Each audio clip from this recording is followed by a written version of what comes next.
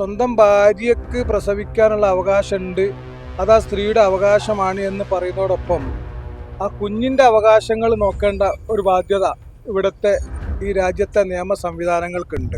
ഈ ഭാര്യമാരെ ചില ആളുകളൊക്കെ പ്രഷർ ചെലുത്തിക്കൊണ്ടാണ് ഇത്തരത്തിലുള്ള ഒരു സംവിധാനത്തിൽ നിർബന്ധിക്കുന്നത് എന്ന് ചിലപ്പോഴൊക്കെ നമുക്ക് ചില കാര്യങ്ങളിൽ തോന്നാറുണ്ട്.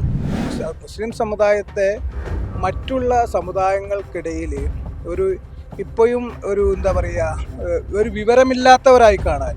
പിന്നെ അതേപോലെ യൂട്യൂബ് മുസ്ലിയാക്കന്മാർ അവരൊക്കെയാണ് ഇത്തരത്തിലുള്ള ഒരു പ്രവണത നമ്മുടെ നാട്ടിൽ പടർത്തുന്നത്. നമസ്കാരം. വീട്ടിലെ പ്രസവത്തെക്കുറിച്ചുള്ള ചർച്ചകൾ വലിയ രീതിയിൽ ഉയർന്നുകൊണ്ടിരിക്കുന്ന ഒരു സാഹചര്യമാണ് ഇപ്പോൾ ഉള്ളത്. ഈ ഒരു സാഹചര്യത്തിൽ ഇതിന്റെ അപകട വശങ്ങളെല്ലാം തിരിച്ചറിഞ്ഞിട്ടും വീട്ടിലെ പ്രസവത്തെ പ്രോത്സാഹിപ്പിക്കുന്ന ഒരു കൂട്ടം ആളുകളുണ്ട്. നിരവധി മതപണ്ഡിതന്മാർ വീട്ടിലെ പ്രസവത്തെ പ്രോത്സാഹിപ്പിച്ചുകൊണ്ട് രംഗത്ത് വന്നിരിക്കുന്നു എന്നത് ആശ്ചര്യവഹമായ കാര്യമാണ്. ഈ ഒരു സാഹചര്യത്തിൽ ഇതിനെക്കുറിച്ച് പ്രതികരിക്കുകയാണ് മനുഷ്യാവകാശ പ്രവർത്തകനായ നൌഷാദ് തെക്കി. ഇപ്പോൾ ഈ വീട്ടിലെ പ്രസവത്തെ വലിയ രീതിയിൽ ഒരു പറ്റം മതപണ്ഡിതന്മാർ പ്രോത്സാഹിപ്പിക്കുന്നതായി കാണുന്നുണ്ട്. എന്താണ് ഇവരെ ഇതിനൊക്കെ പ്രേരിപ്പിക്കുന്ന ഒരു ഘടകം? അത് ഇത് ആദ്യം പറയേണ്ടത്, ഇത് തികച്ചും ഒരു നിയമവിരുദ്ധമായിട്ട് തന്നെ നമുക്ക് കാണാൻ പറ്റും. കാരണം ഈ സ്വന്തം ഭാര്യയ്ക്ക് പ്രസവിക്കാനുള്ള അവകാശമുണ്ട്, അത് ആ സ്ത്രീയുടെ അവകാശമാണ് എന്ന് പറയുന്നതോടൊപ്പം ആ കുഞ്ഞിൻ്റെ അവകാശങ്ങൾ നോക്കേണ്ട ഒരു ബാധ്യത ഇവിടുത്തെ ഈ രാജ്യത്തെ നിയമ സംവിധാനങ്ങൾക്കുണ്ട്. അപ്പോൾ നല്ല രീതിയിൽ, നല്ല ആരോഗ്യപരമായ നല്ല സാഹചര്യത്തിൽ പിറന്നു വീഴാനുള്ള ഒരു സ്വാതന്ത്ര്യം ആ കുഞ്ഞിനുണ്ട്.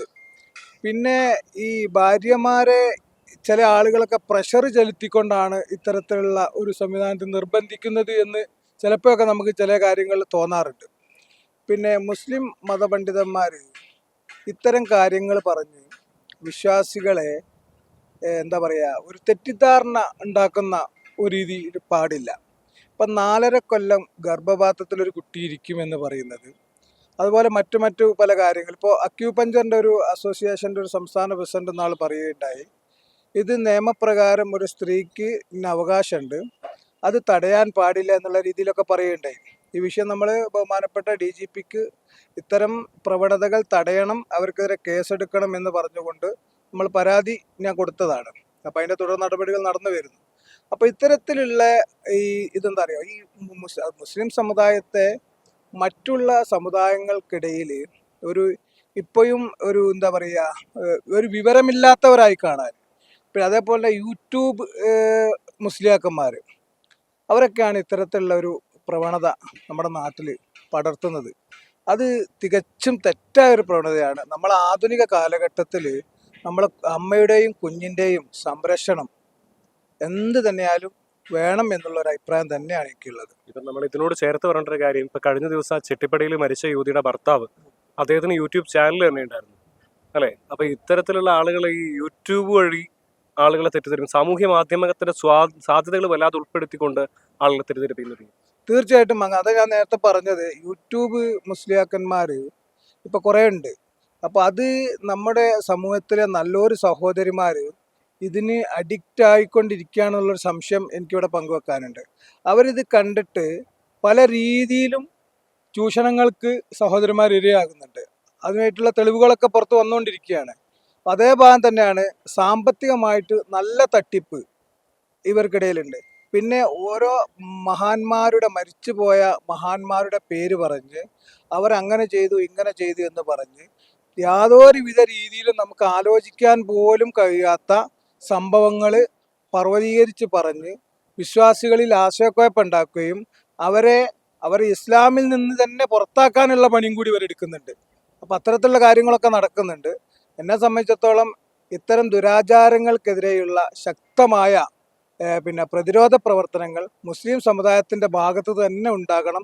പ്രത്യേകിച്ച് വിദ്യാസമ്പന്നരായ യുവാക്കളിൽ നിന്ന് തന്നെ ഉണ്ടാകണം എന്നാണ് എനിക്ക് പറയാനുള്ളത്. മറ്റുള്ള മതസ്ഥരോ അല്ലെങ്കിൽ മറ്റ് ഇതര സമുദായത്തിൽപ്പെട്ടവരോ അല്ല, ഈ മുസ്ലിം സമുദായത്തിനിടയിൽ നിന്ന് തന്നെ ഇതിനെതിരായിട്ടുള്ള പ്രതിഷേധം വരുന്നത്. അത് ശക്തമായ പ്രതിഷേധം ഇതിനെതിരായിട്ട് മുസ്ലിം സമുദായത്തിൽ നിന്ന് വേണം.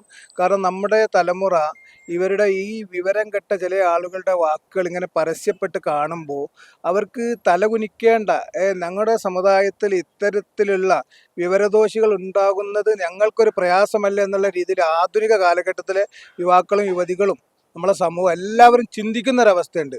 അപ്പോൾ അതുകൊണ്ട് തന്നെ മുസ്ലിം സമുദായത്തിലെ ആളുകൾ ഒറ്റക്കെട്ടായി നിന്നുകൊണ്ട് ഇത്തരം പ്രവണതകൾക്കെതിരെ ശക്തമായി പ്രതികരിക്കണം. ആ പ്രതികരിക്കാൻ ആവശ്യമായ സാഹചര്യങ്ങൾ മറ്റുള്ളവർ കൂടെ നിൽക്കണം എന്നാണ് ഈ വിഷയത്തിൽ പറയാനുള്ളത്. വീട്ടിലെ പ്രസവം വലിയ രീതിയിൽ അപകടമുണ്ടാക്കുന്നതാണ്. കുഞ്ഞിന്റെയും അമ്മയുടെയും ജീവന് തന്നെ ഭീഷണിയായേക്കാവുന്ന സാഹചര്യം പോലും ഇതുമായി ബന്ധപ്പെട്ട് ഉണ്ടായിട്ടുണ്ട് എന്നുള്ളത് നമുക്കെല്ലാവർക്കും അറിയാവുന്ന കാര്യമാണ്. എന്നിട്ടും എന്തുകൊണ്ടാണ് ഒരു പറ്റം ആളുകൾ ഇതിനെ പ്രോത്സാഹിപ്പിച്ചുകൊണ്ട് രംഗത്ത് വരുന്നത് എന്നതാണ് നമ്മൾ ചിന്തിക്കേണ്ട ഒരു വിഷയം. കോഴിക്കോട് നിന്നും നിഖിൽ കക്കാടത്ത്, മറുനാടൻ TV.